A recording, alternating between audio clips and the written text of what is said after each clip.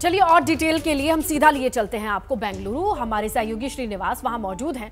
श्रीनिवास, अगर आम जनमानस की बात करें तो लोगों के जहन में ये सवाल जरूर आ रहा होगा कि जब विक्रम सिर्फ 25 किलोमीटर दूर है तो 23 तारीख तक का इंतजार क्यों, और इस दरमियान क्या कर रहा होगा विक्रम?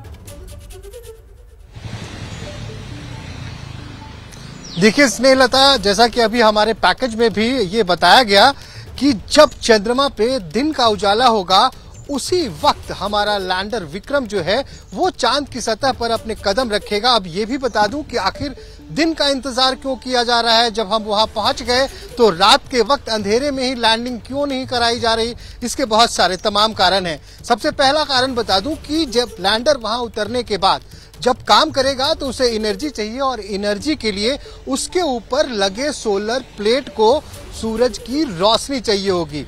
और दूसरा सबसे अहम और महत्वपूर्ण कारण आपको बता दूं कि चांद पे जो रात होता है उस वक्त अगर आप अंदाजा लगाइए कि उस वक्त वहां पे ठंड तापमान यानी कि शून्य से 180 डिग्री नीचे तक चला जाता है। और वैज्ञानिकों का ये कहना है कि बहुत सारे ऐसे उपकरण और सेंसर जो लैंडर में लगे हैं वो इतने नीचे तापमान को सहन नहीं कर पाएंगे और फिर उसमें खामियां आ जाएंगी। तो ये तमाम चीजें हैं जिसके लिए कि हमें लगातार अभी इंतजार करना पड़ रहा है चांद पे दिन के उजाले का।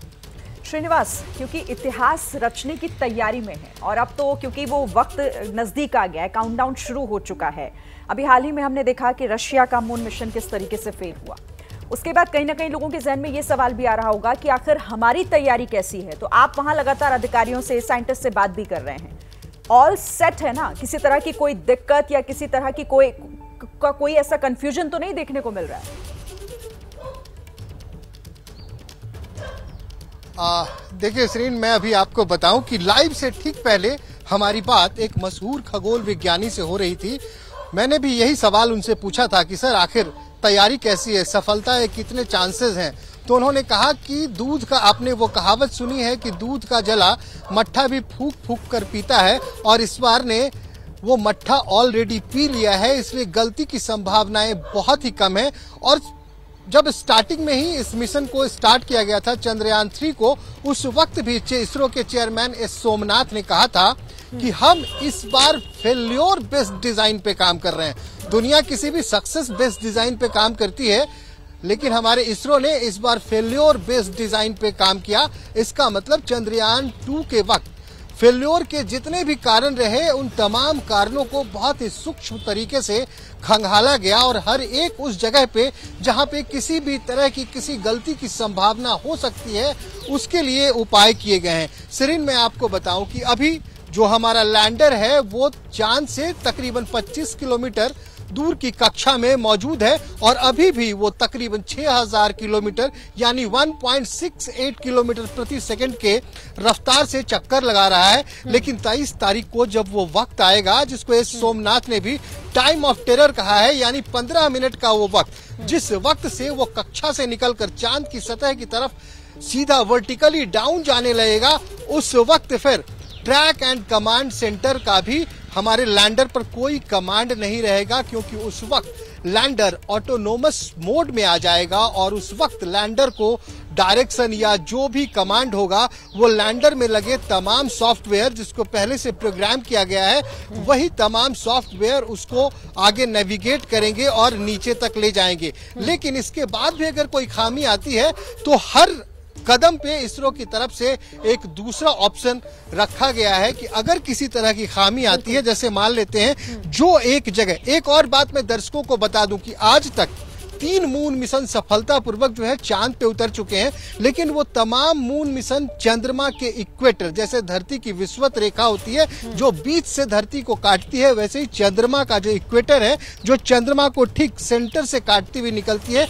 वहां पे लैंड हुआ है। और ये पहली बार हिंदुस्तान का चंद्रयान दक्षिणी ध्रुव पर उतरने की कोशिश कर रहा है। आपने बात की लूना की, जो दुर्भाग्यवश क्रैश लैंडिंग हुई उसकी, लेकिन देखिए किसी भी चीज के लिए ना सतत प्रयास बहुत जरूरी होती है। हम ये कह सकते हैं कि ये रूस का पहला चंद्रयान मिशन था। जी हाँ, मैं फिर से बोल रहा हूं, पहला चंद्रयान मिशन था, क्योंकि आज से 47 साल पहले जिस चंद्रयान मिशन को हम रूस के मिशन के नाम से बुलाते हैं, वो एक्चुअली रूस का मिशन नहीं, वो सोवियत संघ का मिशन था।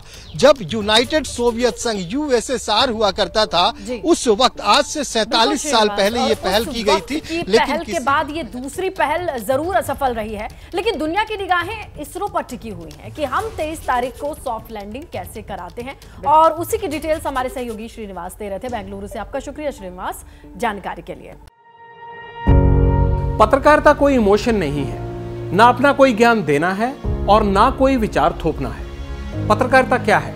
पत्रकारिता का मतलब है सही जानकारी इकट्ठा करना और तथ्य बताना। पत्रकारिता आज जितने महत्वपूर्ण दौर में है, शायद पहले नहीं थी। इस दौर से निकलने के लिए सिर्फ सच दिखाने की जरूरत है, वो सच जो आपके हित को आगे रखे। इसलिए अब रात 9 बजे प्राइम टाइम नहीं होगा, ये आपका टाइम है। जगविंदर पटियाल के साथ देखिए पब्लिक इंटरेस्ट, सोमवार से शुक्रवार रात 9 बजे सिर्फ ABP न्यूज पर।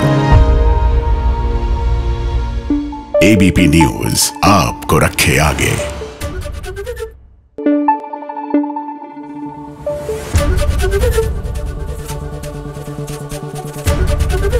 ABP न्यूज आपको रखे आगे।